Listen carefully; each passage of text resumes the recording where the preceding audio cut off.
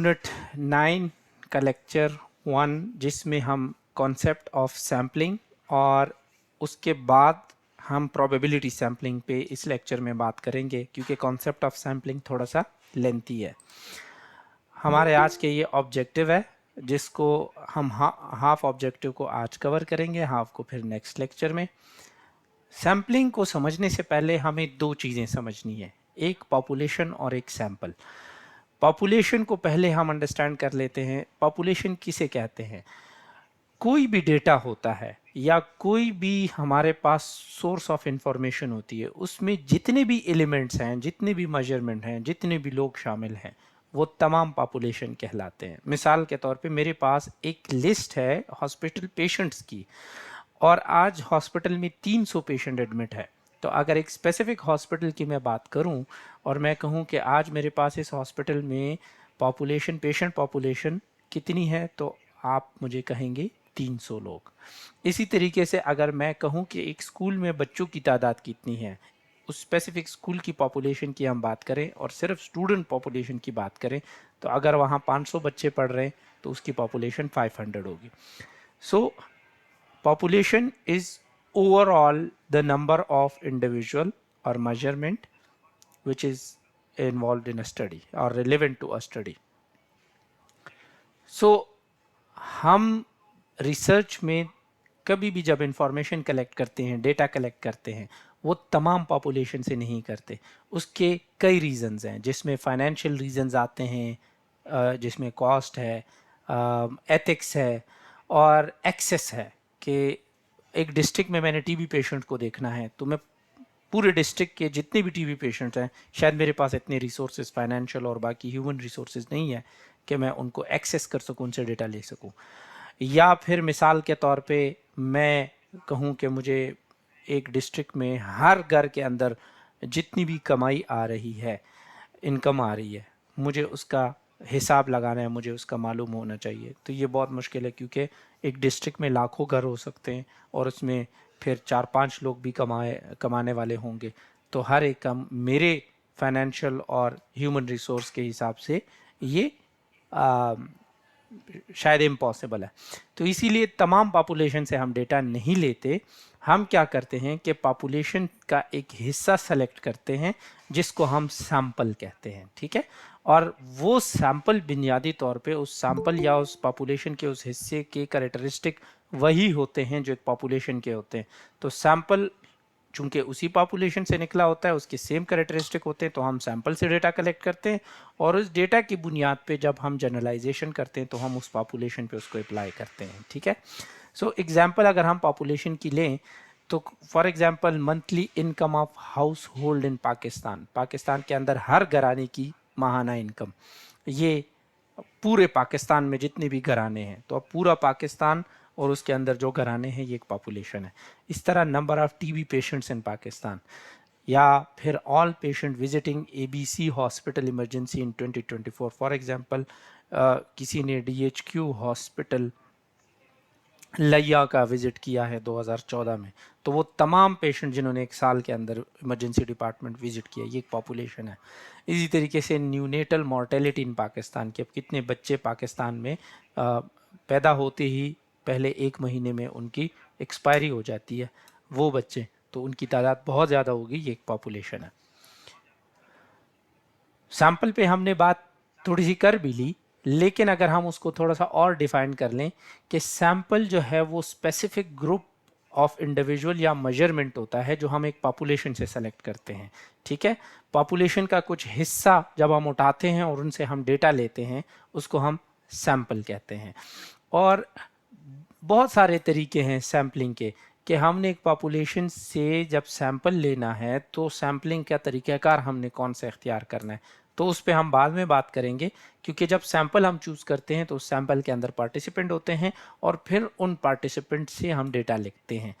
तो जो सैम्पलिंग का टेक्निक जो होगी हमारी, वो इसलिए इम्पॉर्टेंट है क्योंकि जिस तरीके से भी हम सैंपल चूज़ करते हैं वो हमारे पॉपुलेशन की रिप्रेजेंटेटिव होती है।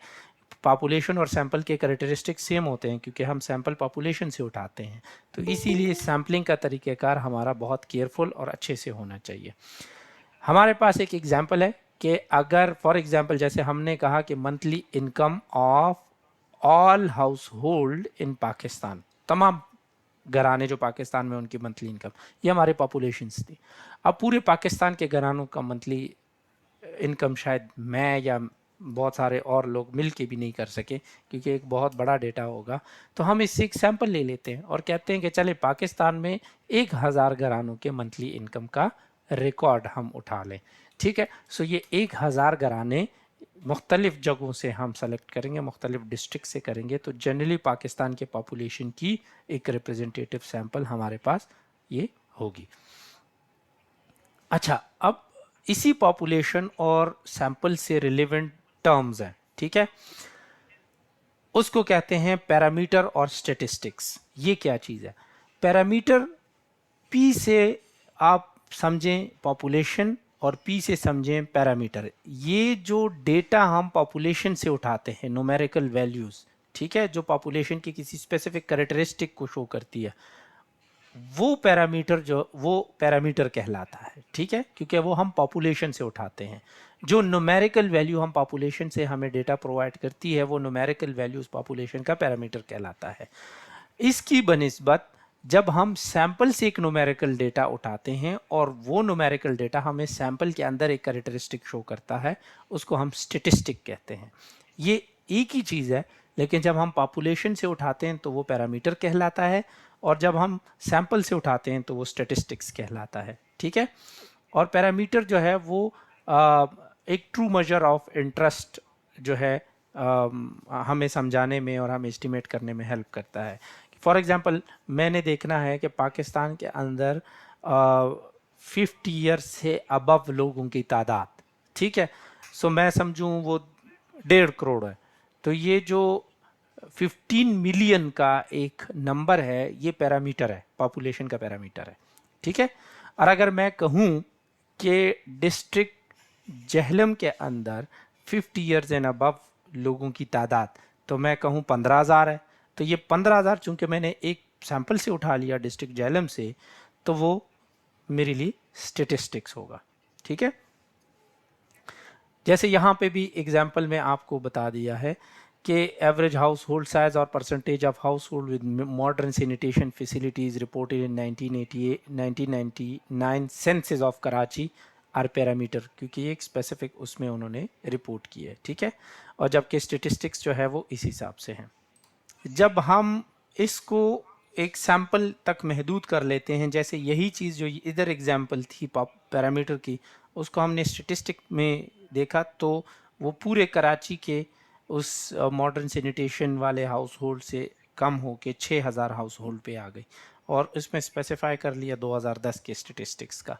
ठीक है, सो यही चीज़ मैं आपको समझाना चाह रहा हूँ कि जब कोई वैल्यू, कोई न्यूमेरिकल वैल्यू पॉपुलेशन से उठाते हैं वो पैरामीटर कहलाता है, और जब उसको सैंपल से उठाते हैं वो स्टैटिस्टिक कहलाता है। इसी तरीके से बाकी भी कुछ एग्जांपल्स हैं जो इस स्लाइड पे हैं और आप इसको पढ़ भी सकते हैं कि पैरामीटर का सामने इधर इस बॉक्स में आपको नजर आएगा कि average monthly income of house hold in Pakistan. ठीक है, जबकि दूसरी तरफ अगर स्टेटिस्टिक की हम बात करें तो 500 हाउस होल्ड की मंथली इनकम की अगर हम बात करें, ये स्टेटिस्टिक शो करेगी। Similarly, proportion of household in Karachi who have at least one special child, पूरे कराची में ऐसी फैमिलीज जिनका एटलीस्ट एक बच्चा जहाँ पे एज ए स्पेशल चाइल्ड हो, जबकि हम कहें कि कराची के 100 वो घराने जिनमें एक स्पेशल चाइल्ड हो, तो ये स्टेटिस्टिक होगा। सो अब आई होप आप लोगों को इसकी समझ आ गई होगी। सर प्लीज एक सेकंड रिपीट कीजिएगा। अब आते हैं सैम्पलिंग की तरफ कि सैम्पलिंग किसे कहते हैं। देखें, selection, the process of selection of sample from a population is called sampling.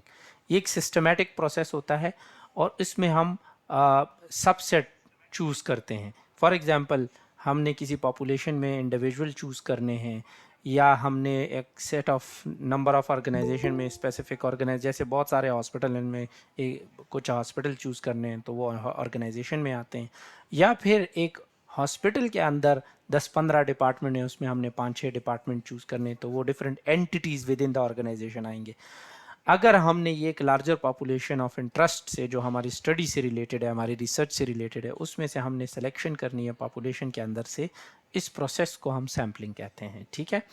और ये बहुत केयरफुली चूज़ होता है, क्योंकि जो भी सैंपल हम चूज़ करते हैं वो पॉपुलेशन का रिप्रेजेंटेटिव होता है। इसका प्राइमरी गोल ये होता है कि हम अपनी रिसोर्सेज को, अपनी लिमिटेशन को देखते हुए एक अपनी स्टडी जो है वो स्मॉलर ग्रुप में करें, और उससे जो डिटेल आती है उसको पूरे पॉपुलेशन पे अप्लाई करें। क्योंकि वो जो सैंपल होता है, जैसे आपको यहाँ पिक्चर से नज़र आ रहा है कि एक दायरे में बहुत सारे लोग खड़े हैं। फॉर एग्जांपल एक वार्ड के अंदर 25 नर्सेस काम कर रही हैं, उसमें से मैंने 5 नर्सेस चूज़ की और उनको ट्रेनिंग दी, या उनको कोई उनके कैरेक्टरिस्टिक या उनकी कोई आदत या कोई भी चीज़ इस तरह प्रैक्टिसेस मेजर की है।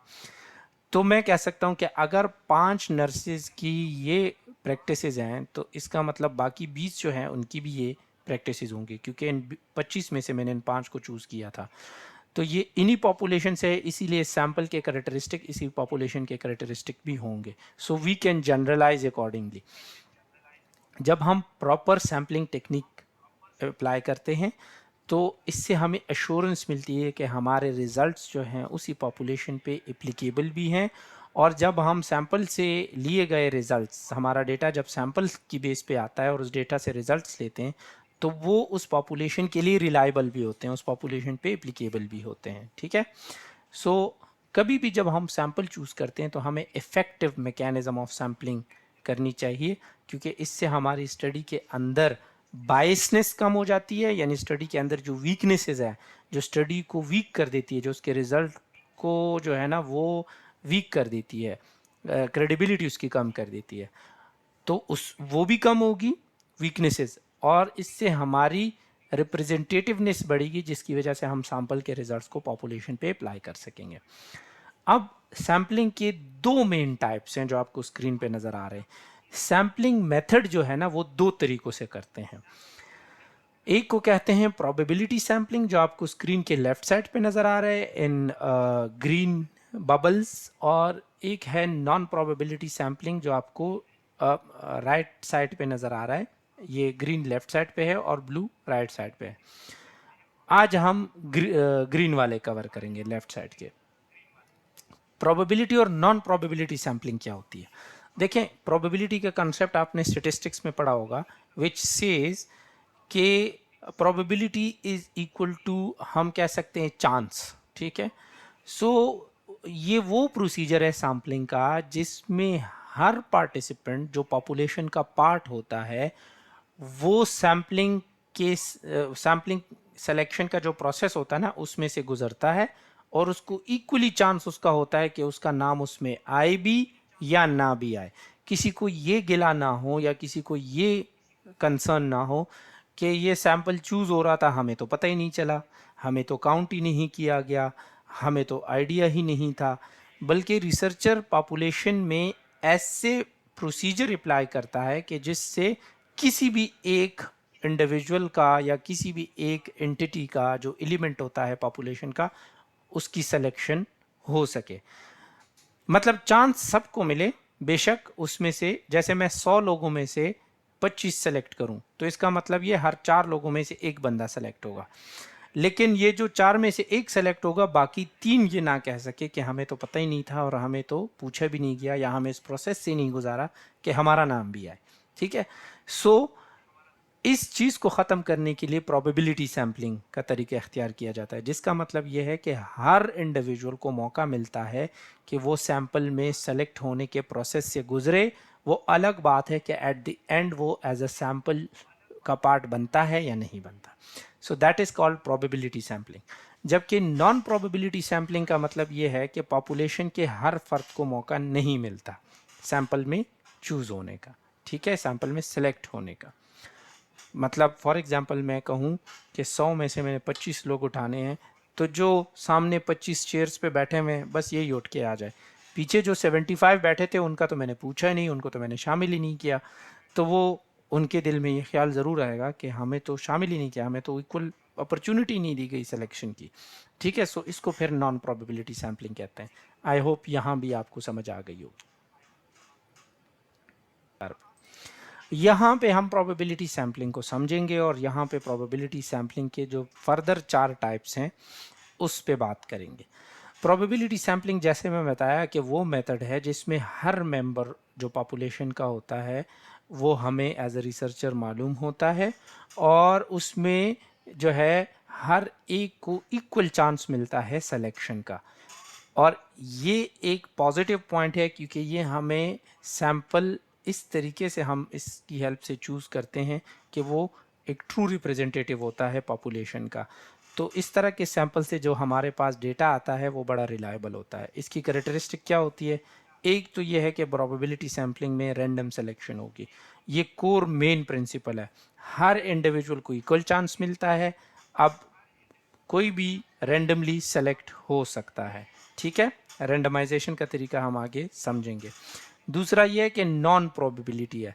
मिसाल के तौर पे मैंने 100 में से 10 लोगों को चूज करना है, तो इसका मतलब यह है कि हर बंदे के पास हर एक पर्सन जो है उसके पास 1% चांस है सिलेक्शन का, ठीक है। क्योंकि 10 लोगों को चूज करना है मैंने, सो वो 0.1% पे आ जाएगा और प्रोबेबिलिटी के टर्म्स में, और हम कह सकते हैं कि उनमें से ये इतना चांस बन रहा है कि ये सेलेक्ट हो जाए। जैसे हम कहें कि फॉर एग्जांपल अगर 50-50% चांस है, तो 50-50% चांस मीन्स कि हो भी सकता है नहीं भी हो सकता है, ठीक है। तो ये प्रोबेबिलिटी आपको पता होती है। या एक क्रिकेट मैच है और रन रेट को हम देखते हुए कहते हैं कि 70-30 प्रोबेबिलिटी है। मतलब यह है कि 70% चांस है कि जीत जाए और 30% यह है कि ना जीते, तो इसको कहते हैं नॉन प्रोबेबिलिटी। सो इस तरह के प्रोबेबिलिटी सैम्पलिंग टेक्निक में हमारे पास प्रोबेबिलिटी नॉन होती है। दूसरा ये कि ये वीकनेसेस को कंट्रोल करता है, बायस जो सैम्पलिंग में होता है, तो जिसकी वजह से हमारी स्टडी ज़्यादा सिस्टमेटिक तरीके से होती है और हमारे रिजल्ट ज़्यादा रिलायबल होते हैं। जब बायस कम हो जाए, प्रोबेबिलिटी नोन हो जाए और सिलेक्शन रैंडम हो, तो उस रिज़ल्ट की जनरलाइजेबिलिटी अच्छी होती है, क्योंकि जिस सैंपल से हमारे पास डेटा मिलता है और उसके रिजल्ट्स आते हैं, वो रिज़ल्ट हम आसानी से उस सिमिलर पॉपुलेशन से जिससे हमने सैंपल चूज़ किया होता है उस पर वापस अप्लाई कर सकते हैं, क्योंकि वो true representative of the population होगा वो सैंपल। तो उसी सैंपल से जो रिजल्ट्स आएंगे वो हम पॉपुलेशन पे अच्छे से अप्लाई कर सकेंगे। तो हम प्रोबेबिलिटी सैम्पलिंग के 4 टाइप्स को पढ़ेंगे यहाँ पे। एक सिंपल रैंडम सैम्पलिंग है, एक सिस्टमैटिक रैंडम सैम्पलिंग है, एक स्ट्रेटिफाइड सैम्पलिंग है और एक क्लस्टर सैम्पलिंग है। तो सबसे पहले हम समझ लेते हैं सिंपल रैंडम सैम्पलिंग को। सिंपल रैंडम सैम्पलिंग जिस तरह नाम से जाहिर है कि एक सिंपल तरीक़ेकार है, इसमें एक ही स्टेप होता है। दूसरी बात ये कि ये रैंडमाइजेशन इसमें होगी, इसमें रैंडमली सिलेक्शन होगी और ये पॉपुलेशन से हम सैंपल ड्रा करेंगे। तो क्या होगा, इसमें इक्वल सिलेक्शन का चांस होता है, यानी हर सब्जेक्ट के पास सेम प्रोबेबिलिटी होती है ऑफ बीइंग चूजन, ठीक है। जैसे मैंने 40 लोगों में से 10 लोग चूज करने हैं, तो इसका मतलब यह है कि मेरे पास हर पर्सन के पास, हर एक जो उसका इंडिविजुअल है उसके पास 4% चांस है सिलेक्शन का, ठीक है। सो रैंडम सबसेट होंगे। ये है कि ये जो एंटायर पॉपुलेशन आपको पिक्चर में दिख रहे होंगे, उसमें से हम रैंडमली कुछ इंडिविजुअल को उठा के सबसेट बना लेंगे, उसका एक हिस्सा हम चूज़ करेंगे। तो एंटायर पॉपुलेशन का एक ख़ास हिस्सा चूज़ करते हैं और वो ख़ास हिस्सा हम रैंडम सिलेक्शन के थ्रू चूज़ करते हैं, जिसमें हर इंडिविजुअल को चांस होगा कि वो उसका पार्ट बन सकें। दूसरा ये है कि इसमें जो हमारे पास ये तरीक़ाकार है या उन स्टडीज़ में, रिसर्च स्टडीज़ में अप्लाई होता है जहाँ पे हमें स्मॉल सैंपल साइज चाहिए होता है, ठीक है। और इसमें यह है कि मिनिमम, फॉर एग्जांपल ऐसी स्टडीज़ के जिसमें हमारे पास हम बहुत ज़्यादा बड़ा सैंपल नहीं सेलेक्ट कर सकते, या जो है हम एक स्पेसिफिक सैंपल चूज़ करते हैं, फॉर एग्जांपल मुझे एटलीस्ट 100 लोग चाहिए 1000 में से, ताकि मेरे पास मीनिंगफुल रिजल्ट आए। उन 100 लोगों के जो रिजल्ट्स आएंगे वो मैं 1000 पे अप्लाई कर सकूंगा। तो इसका मतलब ये है कि अगर हम 1000 में से 100 चूज़ करेंगे तो फिर हर अम, अम, मेरे ख्याल में 10 में से एक पर्सन हम उसको सेलेक्ट करेंगे, ठीक है। सो इस तरीके से हमें मालूम होता है कि मिनिमम सैंपल साइज मुझे कितना चाहिए अगर मैं ये सैंपल टेक्निक अप्लाई करूँगा। नेक्स्ट इज कि ये साइंटिफिक यूज इस सैम्पलिंग टेक्निक का बहुत है। हमारे पास मोस्टली जो रेंडमाइज कंट्रोल ट्रायल होते हैं या जो एक्सपेरिमेंटल स्टडीज़ होती हैं, इसमें इस तरह के सैम्पलिंग टेक्निक का इस्तेमाल ज़्यादा होता है। अब इसकी कुछ एग्जाम्पल लें। मिसाल के तौर पे आप सबको पता है लॉटरी मेथड का। अब 20 लोग हैं, किसी एक पर्सन की लॉटरी निकलनी है, तो हम 20 लोगों के नाम अलग अलग चिट्स पे लिखें, उसको बंद करें, उसको एक बॉक्स में डालें, उसको शेक करें और किसी एक न्यूट्रल पर्सन, फॉर एग्जांपल एक बच्चे को बुला लें और वो बच्चा किसी को नहीं जानता और उसको कहें कि आप आइज़ क्लोज करो, उस बॉक्स में हाथ फेरो और उसमें से कोई रैंडमली एक चिट निकालो। तो वो जो चिट निकालेगा उसको खोलेंगे, देखेंगे, जिसका नाम आएगा लॉटरी उसकी।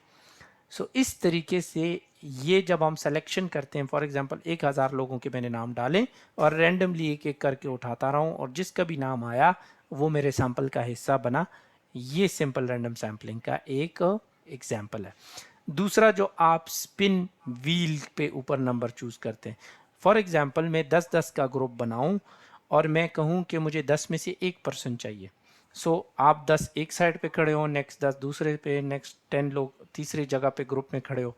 अब एक एक ग्रुप के पास जाता हूँ और मैं कहता हूँ कि इसमें से मैं हर एक बंदा अपना अपना एक नंबर चूज करे। तो एक पर्सन कहे मैं 1 हूँ, दूसरा कहे मैं 2 हूँ, तीसरा कहे मैं 3 हूँ और मैं कहूँ कि मुझे हर ग्रुप में से 7th पर्सन चाहिए।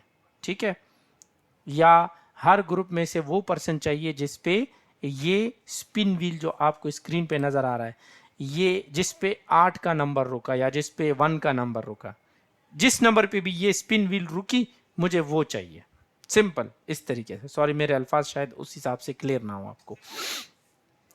तो मैं उस ग्रुप के पास जाके, जब लोगों ने अपना अपना नंबर 1 से 10 तक चूज किया, मैंने स्पिन व्हील घुमाई। अब स्पिन व्हील जिस नंबर पे रुकी मैंने उस पर्सन को उस ग्रुप से निकाल के अपने सैंपल का पार्ट बना लिया।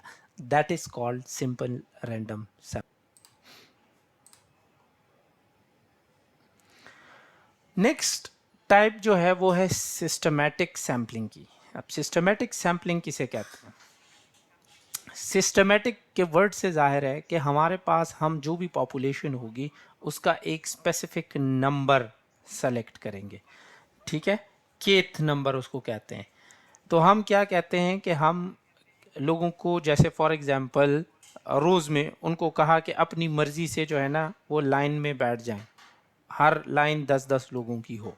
ठीक है, अब वो है मेरे पास फॉर एग्जांपल 50 लोग और 5 लाइनों में बैठ गए, हर लाइन में 10 लोग हैं। मैं कहूँ कि मुझे इसमें से 10 लोग चाहिए। ठीक है, तो अगर 10 लोग मुझे चाहिए होंगे तो मैं क्या करूँगा, मैं टोटल पॉपुलेशन को जो रिक्वायर्ड सैंपल है उस पे डिवाइड करूँगा। मेरे पास 50 लोग हैं, मैं 10 पे डिवाइड करूँगा और मैं कहूँगा कि लेफ़्ट साइड से मैं शुरू कहूँगा, जो लाइन में जो भी उस पोजीशन उस नंबर पे केथ नंबर पे आएगा उसको मैं सेलेक्ट करूँगा। जैसे आपको यहाँ ये स्क्रीन में इस पिक्चर में दिख रहा है।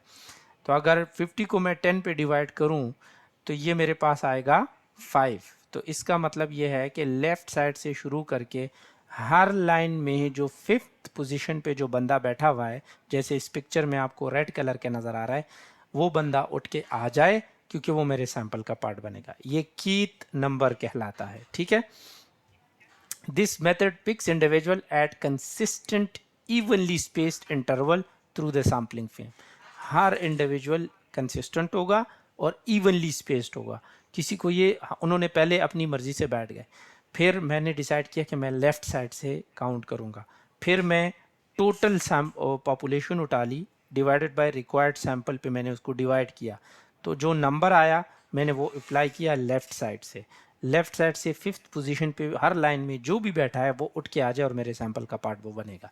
सो इस तरीके से जब हम सैम्पलिंग करते हैं उसको कहते हैं सिस्टमैटिक सैम्पलिंग। ठीक है, जैसे फॉर एग्जांपल आपको इस पिक्चर में नज़र आ रहा है एवरी 4th पार्टिसिपेंट, तो हमने 1 2 3 4, तो जो 4th है ये हमने सेलेक्ट कर लिया इस ग्रुप में। फिर है फिफ्थ, सिक्स, सेवन, एट, तो ये 8 वाला सेलेक्ट कर लिया, फिर 12 वाला सेलेक्ट कर लिया, तो ये 3 लोग इन 12 लोगों में, 12 लोगों की पॉपुलेशन में 3 लोग मेरे सैंपल का हिस्सा बनेंगे।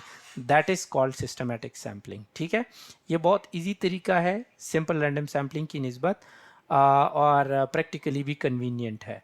लेकिन अगर इसमें हम थोड़ी मैनिपुलेशन ये करें कि ऑर्डर ऑफ इंडिविजुअल हमारा जो है ना वो हिडन हो, ठीक है, या जो है ना हमारे हम मैनिपुलेट करें कि हम कहें किसी अपनी मर्ज़ी के बंदे को कि आप फ़लाँ पोजीशन पे जाके बैठ जाओ क्योंकि मैंने सिलेक्शन ये करनी है और आपका नंबर इस पे आएगा, तो आप बाइसनेस कर रहे हो और उसमें वो वीकनेस आ जाएगी।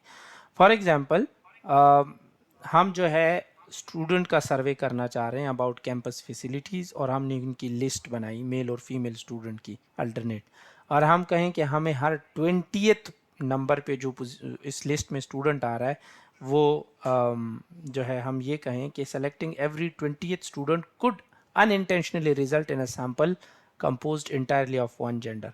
While this example clearly reveals the bias and can be corrected, such issues might not always be apparent. हम जो है क्या करें, यहाँ पे एक बहुत इंपॉर्टेंट पॉइंट इस एग्जाम्पल में आपको मैंने पढ़ के सुनाई। एक मेल का नाम रखा, एक फीमेल का रखा, एक मेल का रखा, एक फीमेल का रखा, इस तरीके से एक लिस्ट बनाई, ठीक है, और हमने कहा कि हम हर 20th स्टूडेंट जो है ना वो उसमें रखेंगे, सैंपल में सेलेक्ट करेंगे। तो अगर आप देखें तो मेल और फीमेल ये इवन नंबर बना रहा है, एक मेल और एक फीमेल, और हमें पता है कि 20th पोजीशन पे जो आएगा वो नेक्स्ट जो जिस जेंडर का स्टूडेंट आएगा, अगर फॉर एग्जांपल मेल हम पहले रख रहे हैं फीमेल बाद में रख रहे हैं, तो 20th पोजीशन पे फीमेल आएगी, तो फिर 40th पोजीशन जो नेक्स्ट 20th है जो 40 पोजीशन पे आ रही है वो भी फीमेल होगी, फिर 60 पे जो आ रही है वो भी फीमेल होगी, फिर 80 पोजीशन पे जो आएगी वो भी फीमेल होगी, क्योंकि हमने लिस्टिंग ही इस तरीके से की।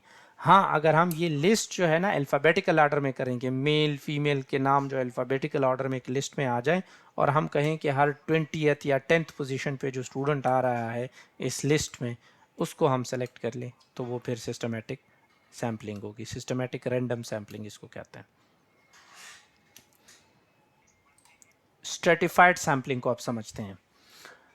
सो स्ट्रेटिफाइड सैम्पलिंग, ये साइड पे पिक्चर लाजमी देखें, ये बहुत इंपॉर्टेंट है आपको समझने के लिए। स्ट्रेटा को समझे, स्ट्रेटा मींस ग्रुप्स, तो ये तब हम शुरू करते हैं जब हम पूरे पॉपुलेशन को छोटे छोटे ग्रुप्स में डिवाइड कर लेते हैं जिसको हम स्ट्रेटा कहते हैं, ठीक है, और वो ग्रुप्स कोई ख़ास कैरेक्टरिस्टिक शेयर करता है। फॉर एग्जांपल एक हॉस्पिटल के अंदर पूरी पॉपुलेशन है 500 लोगों की, और मैं उसमें से सैंपल लेना चाहता हूँ, और मैं कहूँ कि हर ग्रुप की इक्वल रिप्रेजेंटेशन हो, कोई रह ना जाए, तो मैं कहूँ कि डॉक्टर्स की का ग्रुप या स्ट्रेटा अलग हो, नर्सेस का ग्रुप या स्ट्रेटा अलग हो, एलाइड हेल्थ साइंसेज वाले जो लोग हैं, एलाइड हेल्थ प्रोफेशनल, उनका डेटा अलग हो, नॉन क्लिनिकल लोगों का जो है ग्रुप या स्ट्रेटा अलग हो, और साथ में हमारे जो सिक्योरिटी और बाकी लोग हैं, क्लरिकल स्टाफ है, उनका इस तरीके से अलग अलग ग्रुप्स बनाए। जब ये ग्रुप्स बन गए उसमें से फिर हर ग्रुप से मैं कहूँ कि इसमें से मुझे हर ग्रुप में से 10-10 लोग रैंडमली चाहिए, इसको कहते हैं स्ट्रेटिफाइड सैम्पलिंग। ये हम तब यूज़ करते हैं जब हमारे पास वेरिएबल्स जो है वो एक ग्रुप के अंदर, मतलब एक बड़े पॉपुलेशन के अंदर छोटे छोटे ग्रुप हों और उनकी कैरेक्टरिस्टिक थोड़ी बहुत एक दूसरे से डिफरेंट हो। फॉर एग्जाम्पल यहाँ एक एग्जाम्पल दिया गया है कि in case research examining stroke recovery, the population might be divided by gender to guarantee balance inclusion of both men and women. The final sample is then drawn by selecting equal number of participants from each subgroup, maintaining proportional representation. While using stratified sampling, it is often beneficial to select varying sample sizes from each group rather than stratified sampling में, जैसे मैंने आपको मिसाल दी कि hospital employ 500 nurses, एक hospital है जिसमें hospital B में 100 हैं, हॉस्पिटल सी में 2000 है। अब हम कहते हैं कि प्रोपोर्शनली हमने इनसे सैम्पलिंग करनी है कि हमने 10 नर्सेज हॉस्पिटल ए से उठाने हैं, 20 हॉस्पिटल बी से उठाने हैं और 40 हॉस्पिटल सी से, क्योंकि ये अगर हम देखें तो 1000 में से 10 ले लिए, 2000 में से 20 ले लिए और जो हमारे पास फिर इस तरह जिनका नंबर ज़्यादा है उसमें से ज़्यादा ले लिया, जो उनका एक्चुअल साइज़ रह रहा है।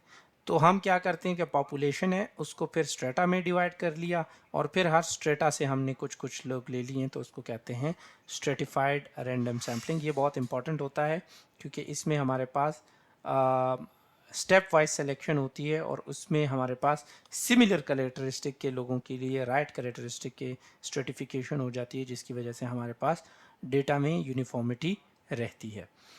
नेक्स्ट एक टाइप है जो लास्ट है, that is called second last है, that is called cluster sampling. ये भी तकरीबन सेम ही है उसकी तरह जो हमने अभी स्ट्रेटिफाइड पढ़ा। सो क्लस्टर सैम्पलिंग जो है वो हमारे पास एंटायर पॉपुलेशन के जो सब ग्रुप होते हैं उसको हम यूनिट्स में डिवाइड कर लेते हैं, ठीक है। जैसे यहाँ पे लिखा है कि instead of selecting individual participant cluster sampling use entire सब ग्रुप। हम पूरा क्लस्टर एक ग्रुप उठा लेते हैं, ठीक है। पहले पॉपुलेशन को ग्रुप्स में डिवाइड कर लिया और फिर पूरा ग्रुप उठा लिया, ठीक है। So the population is segmented into distinct cluster which are then randomly chosen to participate in research. मिसाल के तौर पे एक हॉस्पिटल के अंदर 1000 लोग हैं जिसमें डॉक्टर, नर्सेज और सारे शामिल हैं। अब मैं कहूँ कि इसमें से 500 नर्सेज हैं, 300 डॉक्टर्स हैं और 200 जो है ना हमारे पास एलाइड हेल्थ के लोग हैं। अब 500 नर्सेज जो है ना वो 10 डिफरेंट वार्ड्स में डिवाइडेड हैं, ठीक है। हर वार्ड में 50-50 नर्सेज हैं। तो मैं 50 नर्सेज के जो है वो हमारे पास 10 ग्रुप्स बना लूँ, क्लस्टर्स बना लूँ, ठीक है। ये नर्सेज के हो गए। इसी तरीके से 30-30 डॉक्टर भी एक एक वार्ड पे उनकी ड्यूटी है, तो मैं 30 डॉक्टर का एक क्लस्टर बनाता जाऊं और इसकी भी जो है वो 10 क्लस्टर्स बन जाएं। इसी तरीके से एलाइड हेल्थ के 20 एलाइड हेल्थ के का एक क्लस्टर एक वार्ड में उनकी ड्यूटी है, तो इसकी भी मैं 10 क्लस्टर बनाऊं। अब हर एक के 10 बन गए। अब मैं इन 10 क्लस्टर्स में से कहूं कि मुझे रैंडमली 3 क्लस्टर नर्सेस के इस 10 में से सेलेक्ट कर लिए हैं, और 3 महीने जो है ना फिजिशियन या डॉक्टर्स के इन 10 क्लस्टर्स में से सेलेक्ट कर लिए, और 3 महीने जो है वो एलाइड हेल्थ के सेलेक्ट कर लिए।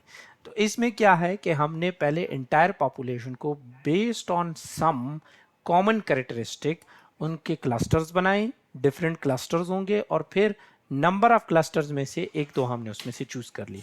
So these clusters often already exist naturally, such as कुछ ऐसे स्पेशल ग्रुप्स होते हैं जैसे जनरल प्रैक्टिशनर हैं क्लिनिक्स में, हॉस्पिटल में, या नर्सेज हैं, या एलाइड हेल्थ के लोग हैं, ठीक है। फिर उसमें से हमने सब स्टेज पे इस तरह क्लस्टर्स चूज कर लिए, तो इसकी ये एग्जाम्पल इस तरह बनेगी।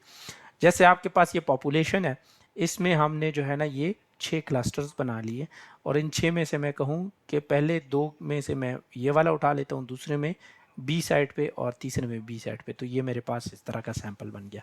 सो ये 3 स्टेप में जो है ना इसको हम कर लेते हैं।